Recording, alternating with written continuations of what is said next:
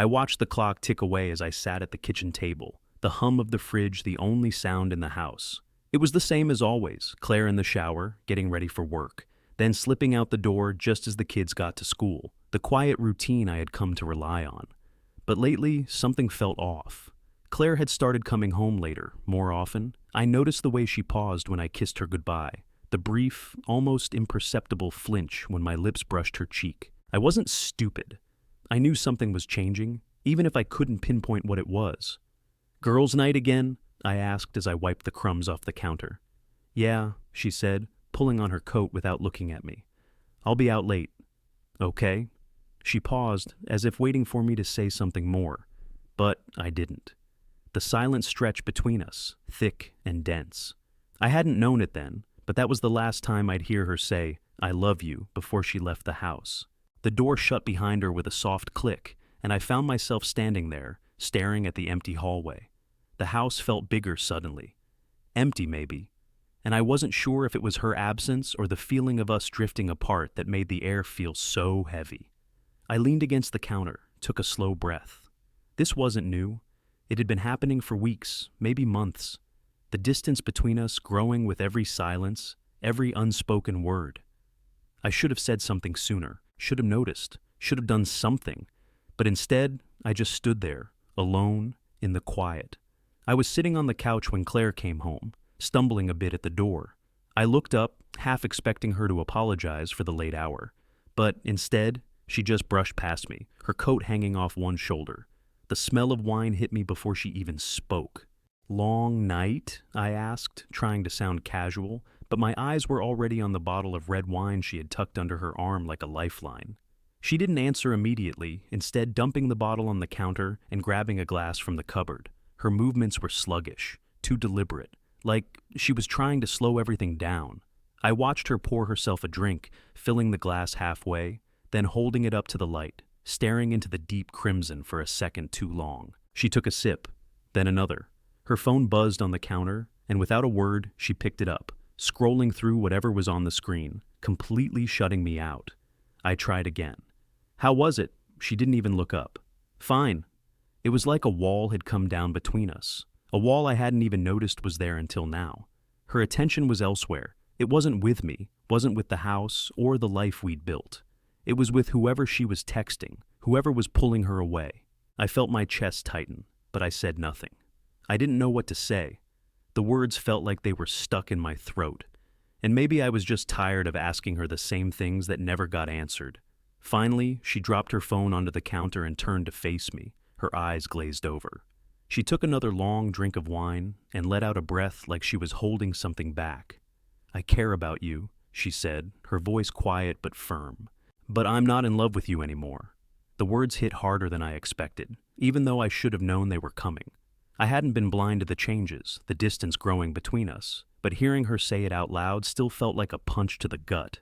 I just sat there, my mind racing, but I didn't react, didn't move, didn't even blink.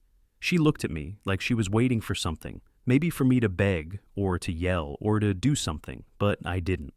I didn't feel like doing anything. I didn't know what to feel. "You're not in love with me," I finally said, testing the words on my tongue. They didn't sound real, even though I could feel them settle into my chest, a heavy weight. She shook her head. "Number, I'm not, and I haven't been for a while now." The silence that followed was thick, suffocating. She wasn't looking at me anymore, and I didn't know if that was a blessing or a curse. My head was spinning, but I didn't know how to process it all. I wasn't angry, not yet. Maybe it was because I already knew, deep down, that this was coming. I stood up slowly, rubbing my face with both hands, trying to ground myself. I needed something to hold on to, but nothing made sense anymore. I'd thought we were still a team, that we could fix whatever was wrong. But now I was standing in front of a woman who barely even knew who I was anymore. "Okay," I said finally, my voice steady, even though my insides were anything but. "If that's how it is, then we need to talk about what's next." Claire glanced at me, her gaze flickering. But she didn't say anything, and I didn't push it. There was nothing left to say. I didn't sleep much that night. Claire passed out on the couch, her shoes still on, the wine bottle nearly empty beside her. I could have woken her up, asked her to explain herself, tried to fix it somehow. But I didn't. I just sat there in the dark, thinking about what she said, turning it over and over in my head, and every time I came to the same conclusion, she meant it. It wasn't a drunk rambling or some offhand comment. She was clear. She was done with me, done with us. And for the first time in a long while, I didn't feel the need to fix it. When she finally stirred, rubbing her eyes and blinking into the morning light, I didn't even pretend like everything was okay. "Jake," she said quietly, sitting up, her voice thick from sleep. "About last night, I didn't mean it. I was drunk." I looked at her, my expression flat. "You said it. Doesn't matter if you were drunk. I don't want you to think that's how I feel, okay? I love you." "I do." She shifted on the couch, picking at the hem of her shirt, not meeting my eyes. I stood up, pacing for a moment. It wasn't anger I felt, not exactly. It was something worse, something colder. "No, Claire, you can't just brush it off like it's nothing. You don't get to say that and then act like I'm supposed to just forgive it." She sighed, dropping her head into her hands. "I'm sorry.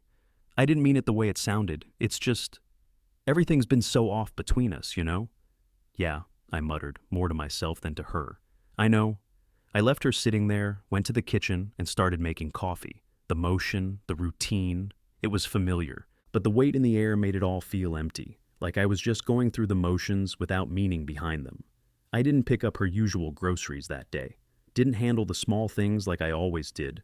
Her lunch, her dry cleaning, the little tasks that kept things running smoothly.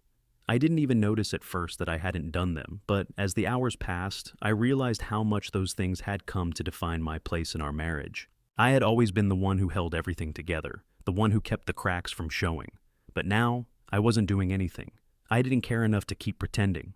When Claire came into the kitchen later, looking lost, like she didn't know what to do with herself, I didn't make any effort to fill the silence. I just kept drinking my coffee, staring out the window. "You didn't grab anything from the store?" she asked, her voice cautious. "Nope." She paused, like she was waiting for me to say more, to explain myself. But I didn't. I just let the silence stretch between us, thick and uncomfortable. "I didn't get the laundry done either," I added, almost casually. "Or pick up your dry cleaning. You should do it this time." Her face flickered, a flash of frustration crossing her features. She opened her mouth, but no words came out. "Jake, come on," she finally said, exasperated. "Why are you acting like this? We need to talk about last night." "We've already talked," I said, without looking at her. "You said what you needed to say." She went quiet after that, just standing there, her hands gripping the edge of the counter. I could feel her staring at me, but I didn't turn. I couldn't. There was a part of me that wanted to go back to how things were, to apologize, to try to fix it. But another part of me, maybe the part that was starting to realize the truth, couldn't bring myself to care anymore. When did it stop being about us? When did it stop being something worth saving? I didn't have answers, but I knew I couldn't go back to pretending. By the time Claire left for work, I was already making plans. Not for us, but for me. I didn't know what that looked like yet, didn't know how to untangle myself from the life I'd built with her, but I was done waiting for a fix that wasn't coming. The emotional distance was there now, clear and unspoken, and I was starting to feel what it would be like to exist without her, to exist without us. It was the first time I thought maybe that was the only thing that made sense. The days that followed felt like they were passing in slow motion, stretched thin by the silence that filled every room. Claire tried, she always tried. I could see it in the way she'd bring home takeout after a long day. The small gestures she thought would bring us back to some kind of normal. She'd leave a bag of Chinese food on the counter with a half-hearted smile and say, "I thought we could eat together." But I didn't want to eat with her, not anymore. "Want some?" she asked, sitting down at the table, her eyes looking at me like she was waiting for me to say something. I shook my head, not even glancing at the food. "Not hungry." She let out a soft sigh, but didn't press. Instead, she picked up her fork and began to eat alone. I couldn't blame her for trying. If I were in her shoes, maybe I'd do the same. But I wasn't. I wasn't looking for some simple fix, and whatever routine she was trying to reestablish felt fake now. Like we were playing roles, pretending everything was fine. But it wasn't. We spent nights like that, together, but not. We'd sit in the same room, but I'd find myself staring at the TV more than at her, feeling the space between us grow wider, even as we occupied the same physical space. I noticed how she'd catch herself before speaking, like she was trying to avoid something. I noticed the way her attempts to engage me felt forced. She'd ask about my day, but I'd just grunt in response, too tired of repeating the same lines. "You okay?" she asked one evening, her voice quiet, her hand resting on the back of the couch. "Yeah." I didn't look at her. She didn't respond right away, just sat there, maybe hoping I'd say more. But I didn't. I couldn't. I didn't care enough to fix things, but I also wasn't ready to tear them down completely. Not yet. The days blurred together in a haze of half-formed conversations, missed opportunities, and unspoken words. Claire still tried, offering to cook dinner, asking if I wanted to watch a show, picking up groceries, but I could feel myself pulling further away with every one of her gestures. The things we used to do without thinking now felt like obligations. Every normal thing we did only served as a reminder that we'd lost the connection that once made those things matter. I began resisting her attempts to reconnect. It wasn't overt. I didn't shout at her or call her out. It was quieter than that, more deliberate. I started leaving things unfinished, half answers to her questions, avoiding the touch that once came so naturally. She tried talking about it one night, her voice small, like she wasn't sure where to start. "Jake, are we just going to keep pretending everything's fine?" "No," I said. It was simple. It was quiet. But it felt like a knife cutting through the air between us. I met her eyes for the first time in days, and something in me hardened. "But I'm done pretending it can be fixed." Her face fell. She opened her mouth, then closed it again, unsure what to say. I didn't want to fix it. I didn't want to sit down and talk through every little thing that was wrong. What was the point? Every conversation we'd had lately just seemed to lead to more distance, more confusion. I wasn't ready to make a grand gesture, wasn't ready to tear everything down in one explosive argument either. I was done with the effort, the frustration built inside of me, but it wasn't loud. It wasn't anything she'd hear. It was the small, gnawing frustration that came with seeing things slip away and knowing I was letting it happen. There was no point in fighting it anymore. The cracks were too deep. Instead of reacting, I retreated even further. I didn't answer her calls when she was out with friends. I didn't check in when she was upset.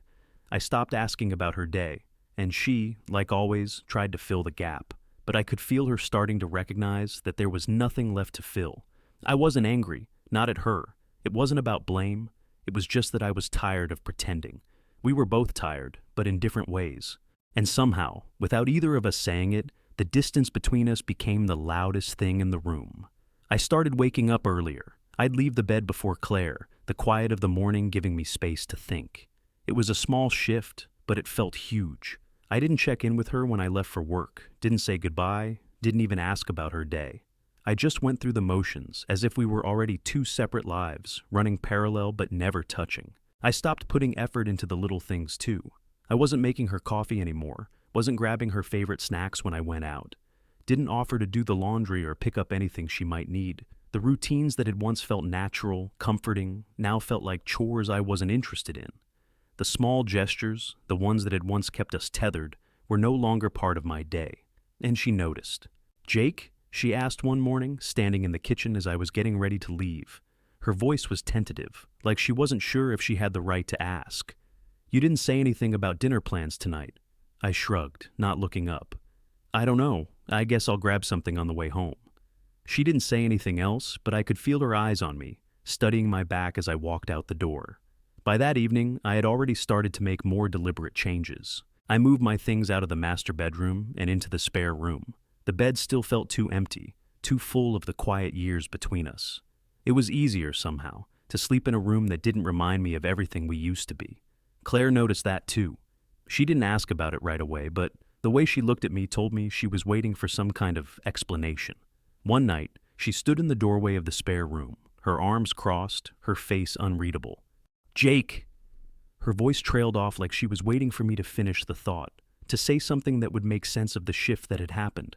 I glanced up from my book, not bothering to hide the exhaustion I was feeling. "What? Why the guest room? Why not just stay in the bed? I don't understand." I shrugged again. "It's just easier this way."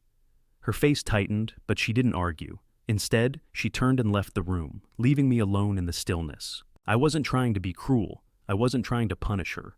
But I was also done trying to make things right. I was focused on myself now, on getting out of the fog that had settled in my mind, and that meant pulling away, even if I didn't have all the answers yet. I wasn't ready to make a big decision about how to end things, but I could feel the weight of the future slowly becoming clearer. I started planning things. Small things at first, like finding an apartment, researching what I'd need to move out. It felt like a quiet, inevitable march toward the end, and I didn't resist it anymore. There was a quiet resolve in me now. I didn't know how to explain it to Claire, or if I even wanted to. She could see the changes in me, could feel the space between us growing wider every day. But the truth was, I didn't need her to understand anymore. I was already gone, emotionally. The rest was just a matter of time. It was late one evening when Claire finally approached me, her voice soft. But there was an edge to it now. She didn't ask if we could talk. She just stood in front of me, blocking the doorway as I tried to walk past her. "Jake, we need to talk," she said, her tone carrying the weight of something urgent, something desperate. I stopped, but I didn't turn around. I already knew where this was going. We'd had this conversation before, more than once, and it always led to the same place. I wasn't interested in circling back. "You've said that a few times now," I said, without looking at her. "We already talked, more than once." Her voice wavered slightly, like she was trying to keep control. "I know, but this time, I want to really talk. I don't want it to end like this." I turned slowly, leaning against the counter, crossing my arms. I met her gaze for the first time in days, and there it was. She was searching for some hope, some way to put the pieces back together. But I wasn't giving her any. "Claire," I said, the words coming out quieter than I meant, "I'm not pretending anymore. I'm not doing this back and forth. You've already said it, I've already heard it, and I'm done." She blinked, her eyes brimming with something close to panic. "Done with what? What do you mean they're done? You can't just—" "I can." I cut her off, my voice steady. "I'm done with trying to pretend we can fix it. I'm done pretending everything is okay when it's not. You're not in love with me, and I'm not in love with you either, not anymore." There was a long, heavy pause. Her lips parted, but she didn't say anything right away. She was processing, like she couldn't quite believe the words I'd just said. I watched the hope fade from her face, replaced by something else. Maybe realization, maybe defeat. But it was clear that, for the first time, she understood the finality in my voice. "I didn't want it to be like this," she whispered almost to herself. "I know," I said, keeping my distance. "But it is. This is where we're at." She opened her mouth to say something, but I could see she was trying to pull herself together. She wasn't crying, at least. But the exhaustion on her face was visible. I wasn't the only one who had stopped trying. I didn't offer any comfort. I didn't reach out. She didn't need me to, not anymore. My silence, my refusal to engage, was as loud as anything I could have said. And I could feel it. This shift between us. A power imbalance that hadn't been there before. I wasn't clinging to her anymore. I wasn't offering emotional support. Wasn't trying to be the one to make everything okay. I was pulling away. Quietly, deliberately. She took a step back, dropping her shoulders like the weight of everything was too much for her to carry. I stayed where I was, the distance between us no longer just physical. It was emotional, and I wasn't reaching across it anymore. "You're not going to try, are you?" she asked, her voice barely above a whisper. "No," I answered, simple, final. Her eyes searched mine, looking for some crack in my resolve, some sign that I was still there, still capable of caring. But I wasn't. Not the way she wanted me to be, not anymore. Claire stood there for a moment, her lips trembling like she was going to say something else. But she didn't. She turned and walked away, her footsteps echoing down the hall as she left me standing in the kitchen, more alone than I'd been in a long time. And for the first time in months, I didn't feel the weight of guilt pressing down on me. Because deep down, I knew I was doing what needed to be done. The realization had hit her, and I wasn't going to be the one to save her from it. The quiet resistance, the way I'd withdrawn without making a scene, it was the final push she needed to accept that this was over, that it had been over for a while. I didn't know where I'd go from here, but I knew one thing. I wasn't going back. Not to her, not to us. It came late one night, the last-ditch effort. Claire didn't even knock before she stepped into the living room. She was holding something, an old album, its cover worn, edges curling with time. She didn't say anything at first, just stood there, looking at me. I could see the resolve in her eyes, the last vestiges of hope she was clinging to, and it made something in me tighten. I thought... She trailed off, then shook her head, like she didn't even know how to start. She held out the album, her hands trembling. I thought maybe we could look through these. I glanced at the album, but didn't move. Why? She set it down on the coffee table, the soft thud of it landing loud in the room. Because we've had so many good times. Look at these, Jake. We can't just throw that away. We can fix this. I didn't even pick up the album. You think the past fixes this? I said, my voice quieter than I intended, but sharp enough to cut through the air between us. You think looking at pictures from when we were happy is going to make things okay now? She didn't answer right away, just watched me, like she was hoping I'd snap, hoping I'd give her something. Maybe a sign that I wasn't as far gone as I seemed. But I wasn't going to give her that. I wasn't going to indulge her. I'm not trying to fix the past, she said, her voice shaking now. I'm trying to fix us. I leaned back in the chair, my arms crossed. You can't fix it, Claire. You can't fix what's broken. Her eyes flickered, and for a moment, I could see the shift. She was starting to understand, starting to see the truth in what I was saying, but she wasn't ready to fully accept it yet. Jake, I don't want to give up. I don't want us to end like this.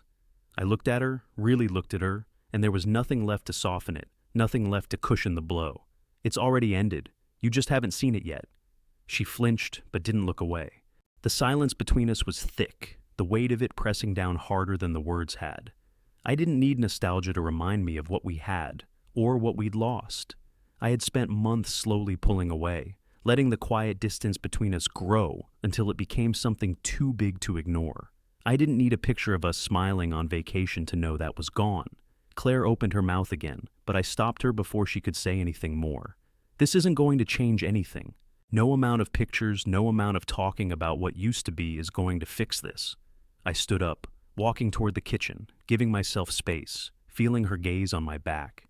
She didn't follow me. She just stayed there, rooted in place, the album now sitting between us like a final attempt at connection, a last grasp at something that had already slipped through our fingers. I've already started looking at the next steps, I said, my voice steady as I grabbed a glass from the cupboard and filled it with water. I'm subletting the office space. I'm moving my stuff out of here.